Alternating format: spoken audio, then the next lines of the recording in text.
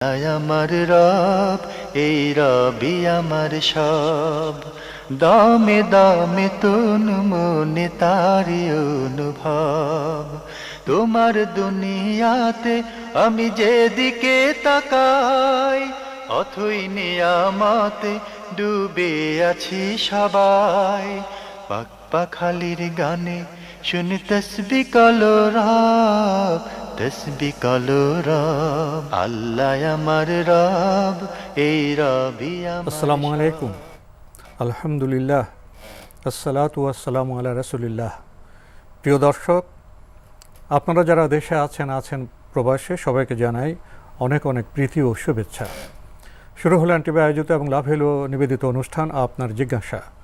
আপনাদের সাথে আছি আমি জয়নুল আবেদিন আজাদ, আর আপনাদের মনে জায়গা প্রশ্নের জিজ্ঞাসার জবাব দিচ্ছেন বিশিষ্ট আলেম ডক্টর মোহাম্মদ সাইফুল্লাহ। আসসালামু আলাইকুম ওরহমতুল্লাহি ওবরাকাতুহু।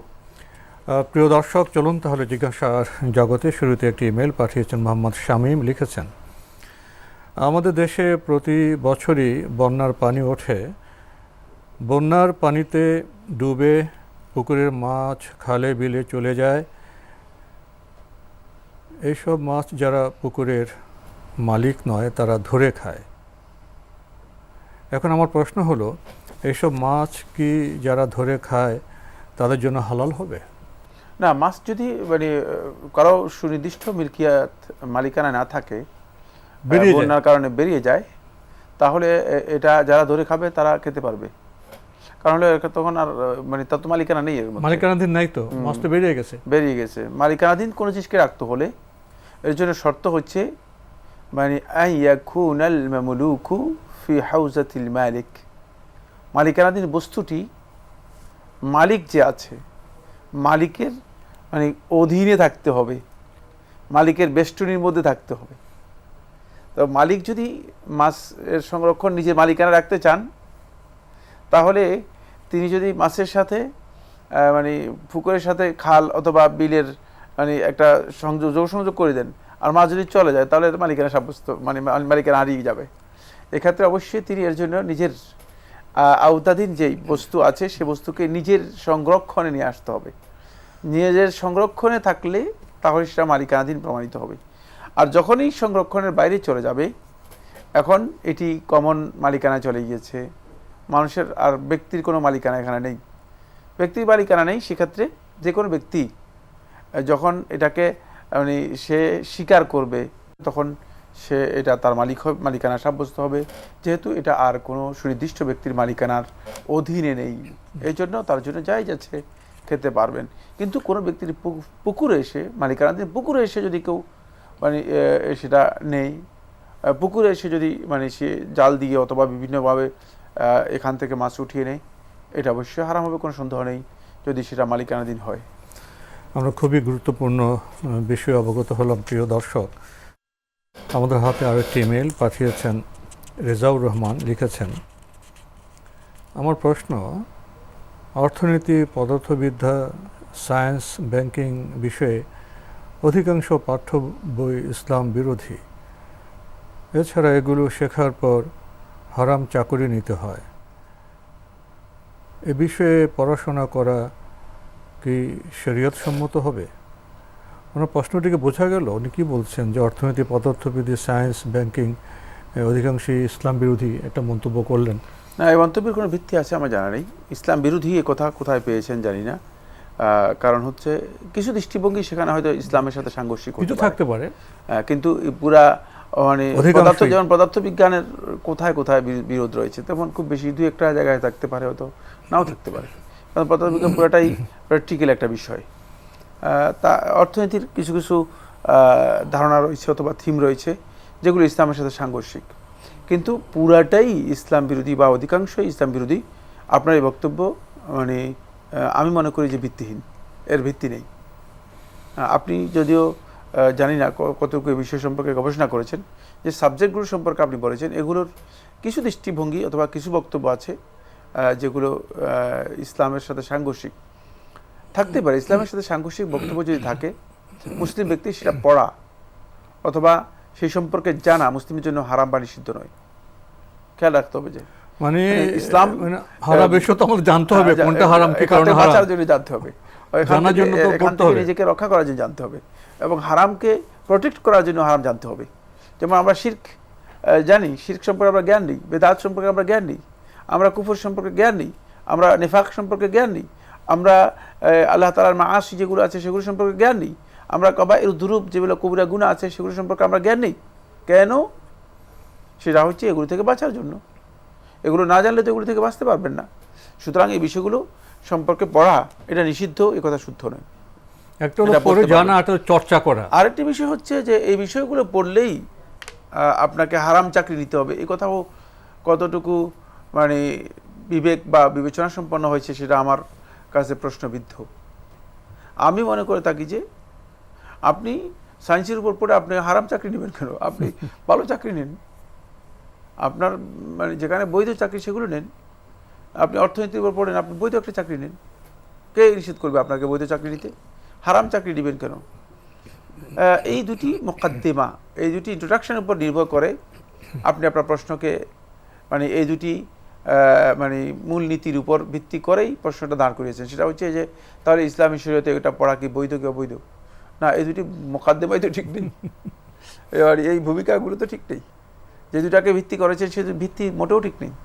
সুতরাং ইসলামী শরীয়তে মূলত মানুষের কল্যাণে আসে যেই সমস্ত বিষয় যেগুলো মানুষের কল্যাণ করে থাকে সেগুলোকে বলা হয় থাকে ইলমুন নাফি', উপকারী ইলম। আর এই উপকারী ইলমগুলো দুই ভাগে বিভক্ত। একটি হচ্ছে যেগুলো ওহীর মাধ্যমে আমরা পেয়েছি, শরঈ ইলম, যেগুলো আমাদেরকে জানতেই হবে, জানা আমাদের জন্য অপরিহার্য। আরেক হচ্ছে ইলমুত তাজরিবি, অভিজ্ঞতা অথবা এক্সপেরিমেন্টাল জ্ঞান, গবেষণা বা মানে পরীক্ষালব্ধ যে জ্ঞান রয়েছে, সেই জ্ঞান মানুষের জন্য যদি কল্যাণকর হয়, মানুষ যদি সেগুলো থেকে উপকৃত হতে পারে, সেগুলো অর্জন করা মানুষের জন্য বৈধ। আর সেই জ্ঞান যদি মানুষের জন্য তেমন কোনো কল্যাণকর না হয়ে থাকে, মানুষের উপকারে না আসে, তাহলে সে জ্ঞান কোনো ব্যক্তি যদি অর্জন করতে যায়, শরীয়তের যদি সুস্পষ্ট কোনো নিষিদ্ধ বিষয় না থাকে, তাহলে সে জ্ঞান অর্জন করতে তার জন্য অর্জন করা জায়েজ। কিন্তু যে জ্ঞান শরীয়তে সরাসরি নিষিদ্ধ অথবা যে বিষয় অর্জন করতে সরাসরি শরিয়া নিষেধাজ্ঞা করেছে, যেমন ইলমুল কাহানাতে ওয়া সাহরা, যেমন জাদু এবং দৈব বিদ্যা যেগুলো রয়েছে, জ্যোতিষী বিদ্যা, যেগুলোর মাধ্যমে মানুষ এমন একটা আকিদা বা চিন্তাধারায় পৌঁছে, যে আকিদা বা চিন্তাধারার মূল কথা হচ্ছে যে তিনি অদৃশ্য জ্ঞানের কিছু বিষয় ইনফরমেশান মানুষদেরকে দেওয়ার জন্য অপচেষ্টা করে থাকেন। এগুলো ইসলামী শরীয়তে হারাম, প্রকাশ্যে নিষেধ করা হয়েছে। এগুলো এই ধরনের জ্ঞান অর্জন করার চেষ্টা করা বা এই ধরনের জ্ঞান চর্চা করা, এগুলো ইসলামী শরীয়তে হারাম বা নিষিদ্ধ। বাকি আপনি যে পদার্থ বিজ্ঞানের কথা বলেছেন, যে কেমিক্যাল, এটাকে রসায়নের কথা বলেছেন, কেমিস্ট্রির কথা বলেছেন, সায়েন্সের কথা বলেছেন, এগুলো মূলত আবিষ্কারই করেছে মুসলিমরা। হয়তো এই ভাই এই বিষয় সম্পর্কে জানেন না যে এগুলো মুসলিমরা মানবতার কল্যাণের জন্য এগুলোকে আবিষ্কার করেছেন। আমরা খুবই গুরুত্বপূর্ণ বিষয়ে অবগত হলাম। ভাই রেজাউর রহমান, আপনি আরেকটি প্রবাদ নিয়ে প্রশ্ন করেছেন, কষ্ট করলে কষ্ট মেলে। তো কষ্ট দ্বারা হিন্দুদের দেবতা বোঝায়, আমরা মুসলিমরা এটা ব্যবহার করতে পারবো কি? মুসলিমরা তো কষ্ট বলতে দেবতা বোঝে না, এ বিষয়ে জানতে চাই। কোনো প্রবাদ যদি প্রচলিত হয়ে যায় আর তার মিনিং যদি স্পষ্ট থাকে ইসলামী শরীয়তের মধ্যে, এর মানে যে অর্থ আছে সে অর্থটা যদি অবৈধ না হয়, শরীয়তের কোনো গর্হিত বা নিষিদ্ধ বিষয় না হয়, তাহলে সেই প্রবাদ ব্যবহার করতে ইসলামে অবৈধ নয়, ব্যবহার করা যায়। তবে কালচারাল দিক থেকে মুসলিমগণ সচেতন থাকবেন। সেটা হলো অমুসলিমদের ব্যবহৃত যে সমস্ত শব্দ প্রবাদ আছে যেগুলোতে তাদের দেবদেবীদের বিষয়গুলো উল্লেখ আছে, ব্যবহারের ক্ষেত্রে মুসলিমদের জন্য উচিত হচ্ছে সেগুলো পরিহার করা, বর্জন করা। কিন্তু আমরা যেহেতু ভাষাগত দিক থেকে বিভিন্ন দিক থেকে আমরা আগ্রাসিত, কবলিত, বিভিন্ন চিন্তাধারা অথবা কালচারের মাধ্যমে আমরা কবলিত, ফলে অনেক সময় দেখা যায় যে আমরা এগুলো থেকে নিজেদেরকে বের করে নিয়ে আসতে পারি না। তাই আপনি যে বক্তব্য দিয়েছেন যে কষ্ট করলে কষ্ট মিলে, যে বক্তব্য দিয়েছেন, এটা যদি কেউ ব্যবহার করে সে গুনাহগার হয়ে যাবে, হারাম কাজ হয়ে গিয়েছে এমন বলার সুযোগ নেই, কারণ এই বক্তব্যের মূল কথা যেটা সে স্পষ্ট। বাকি মুসলিমগণ কালচারের কারণে এই ধরনের পরিভাষাগুলো এগুলো মুসলিমরা ব্যবহার করবে না, অথবা এগুলো থেকে নিজেদেরকে বিরত রাখার জন্য মুসলিমগণ চেষ্টা চালাবে। এটাই হচ্ছে বিশুদ্ধ বক্তব্য, বিশুদ্ধ কথা। অটোমেটিক বিকাশ করতে সেট করুন অটোপে। বিকাশ থাকলে আর কি লাগে। আমাদের হাতে একটি ইমেল পাঠিয়েছেন জামান, লিখেছেন, আল্লাহ পাক অসংখ্য নবী রাসূল প্রেরণ করেছেন মানুষের হিদায়তের জন্য, কিন্তু সমাজের মাতব্বর শ্রেণী তাদের কথা শোনেনি। আল্লাহ তখন বলেছেন, তোমরা ওদের জন্য চিন্তা করবে না, কারণ ওদের গলায় বেড়ি পরানো হয়েছে। তাহলে ওরা হেদায়েত কিভাবে পাবে বলবেন? ধন্যবাদ আপনাকে। আপনি একটি প্রশ্ন করেছেন যে নবী এবং রাসূলদের যারা বিরুদ্ধাচরণ করেছে তারা মাতাব্বর শ্রেণীর লোক ছিল। কোন সন্দেহ নেই, সমাজে যারা কায়েমি স্বার্থবাদী ছিল তারাই প্রথমে নবী এবং রাসূলদের বিরুদ্ধাচরণ করেছেন, যেহেতু এর মাধ্যমে তাদের স্বার্থে প্রথমে আঘাত এসেছে। নিজেদের স্বার্থ সিদ্ধি করার জন্য তারা এই পথে অগ্রসর হয়েছে, নবী এবং রাসূলদের বিরোধিতা করেছে।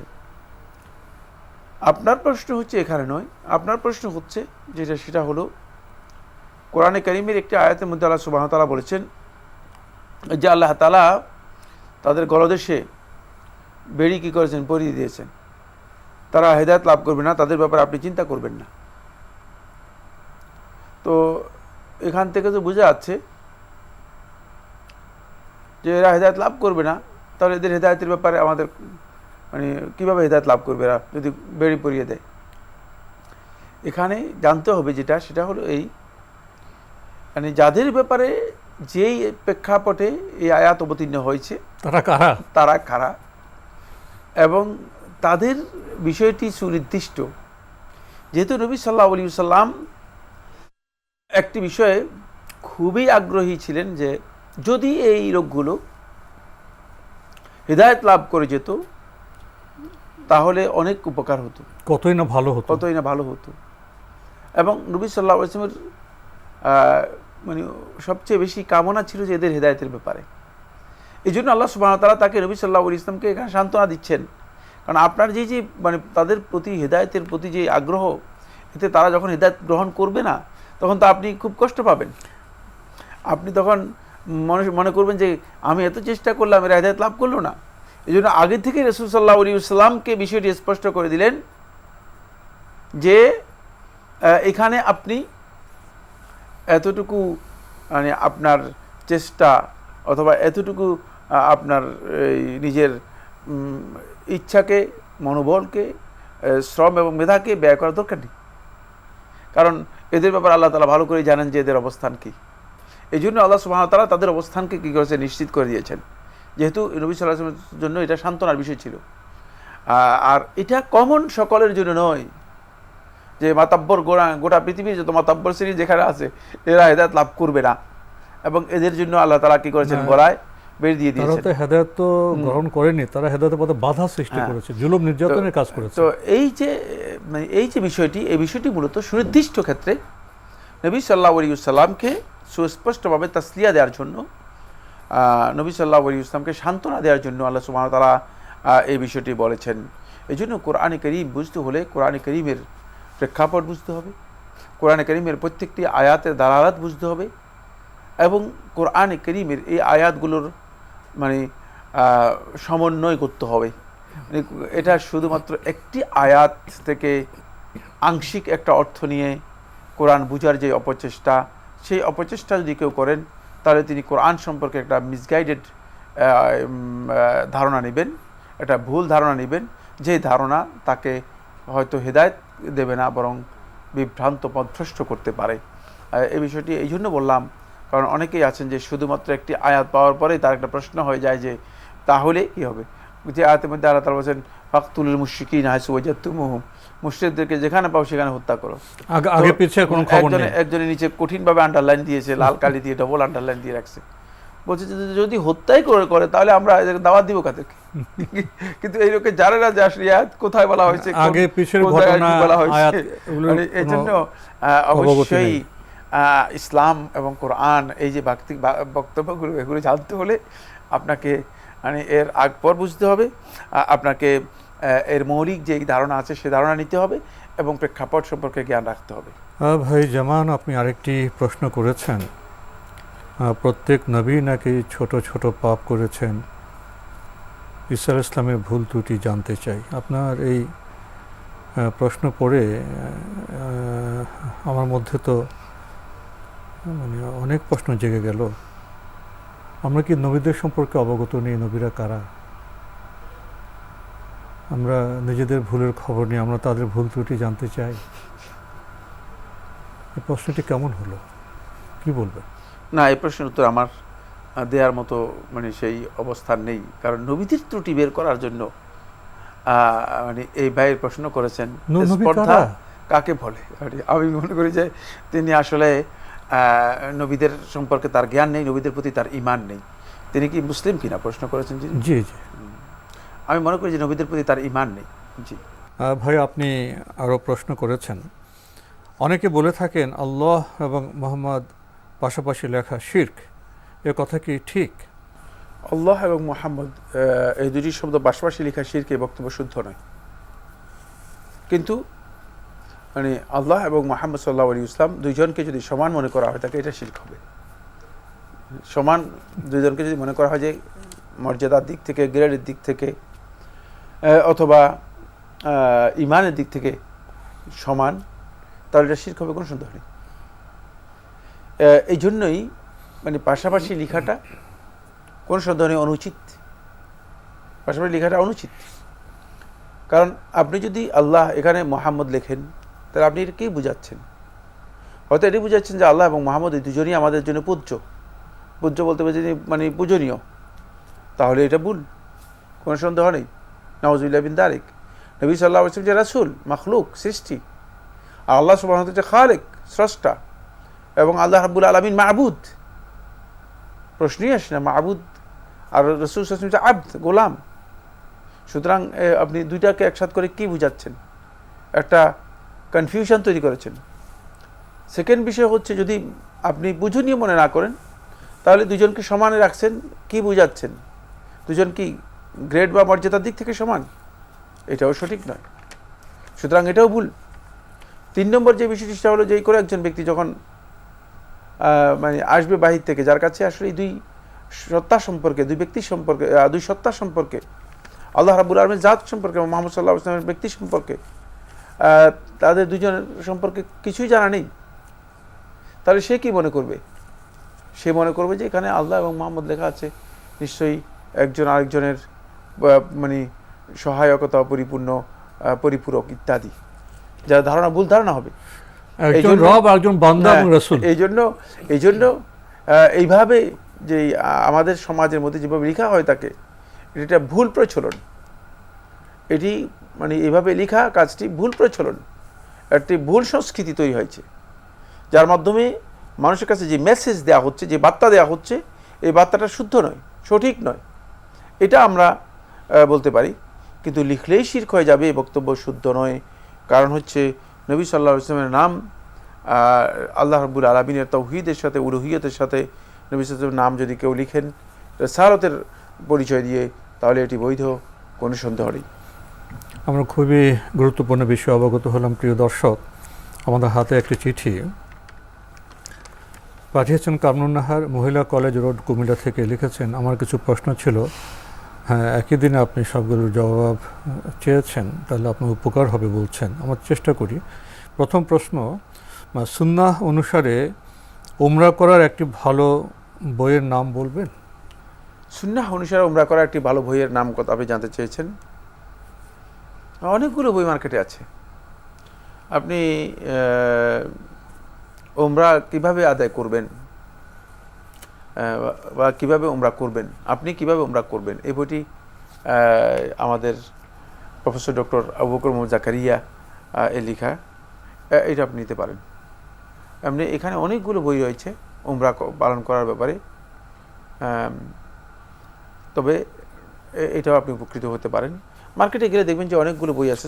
অধ্যাপক নুরুল ইসলাম সাহেবও লিখেছেন, সেটা হজের সাথে মানে ওই উমরার বিষয়গুলো আছে, ভিতরে মানে মানে ওমরার বিষয়গুলো আছে, কিন্তু ওটা হজ মানে মানে হজ গাইডলাইন অথবা হজ এবং উমরা দুটো বিষয়, প্রশ্নোত্তর হজ ওমরা এই ধরনের এই নামে, সেটাও আপনি নিতে পারেন। এবং ওটা অনেক সংক্ষিপ্ত, কিন্তু মোটামুটি মানে ব্যাপকভাবে মৌলিক বিষয়গুলোকে সেখানে তুলে ধরা হয়েছে এবং দলিল ভিত্তিক, সেটাও আপনি নিতে পারেন। জি, তো আজকে আমাদের এখানেই শেষ করতে হচ্ছে। আপনাকে অনেক ধন্যবাদ। আপনাকে অনেক ধন্যবাদ। প্রিয় দর্শক, আমরা দেখছিলাম এনটিভি আয়োজিত এবং লাভ হেলো নিবেদিত অনুষ্ঠান আপনার জিজ্ঞাসা। আমাদের অনুষ্ঠান আপনারা এনটিভি অনলাইনেও দেখতে পারবেন। ভিজিট করুন www.ntbbt.com। এছাড়া ইউটিউবে এবং আমাদের ভেরিফাইড ফেসবুক পেজে অনুষ্ঠান দেখতে পারবেন। শেষের প্রশ্নটি জানার আকাঙ্ক্ষার প্রশ্ন। আমরা ইবাদত করব জেনে শুদ্ধভাবে। ইবাদত করাই তো আমাদের জন্য যৌক্তিক। এই মানসিকতাকে আমরা সম্মান করি। আসুন আমরা জানি এবং শুদ্ধভাবে সুন্দরভাবে ইবাদত সম্পন্ন করার চেষ্টা করি। চিঠি লিখুন, প্রশ্ন পাঠান আমাদের ঠিকানায়। পরিচালক আপনার জিজ্ঞাসা, এনটিভি, বিএসসিসি ভবন, ৭ম তলা, ১০২ কাজী নজরুল ইসলাম অ্যাভিনিউ, কারওয়ান বাজার, ঢাকা ১২১৫। ইমেল অ্যাড্রেস আপনার জিজ্ঞাসা @ntvbd.com। মহান আল্লাহ আমাদের সবাইকে নিরাপদে রাখুন, রাখুন শান্তিতে। আসসালামু আলাইকুম। আল্লাহ আমার রব, এই রবি আমার সব, দামে দামে তুন মনে তারি অনুভব। আল্লাহ আমার রব, এই রবি আমার সব। অটোমেটিক বিকাশ করতে সেট করুন অটোপে। বিকাশ থাকলে আর কি লাগে।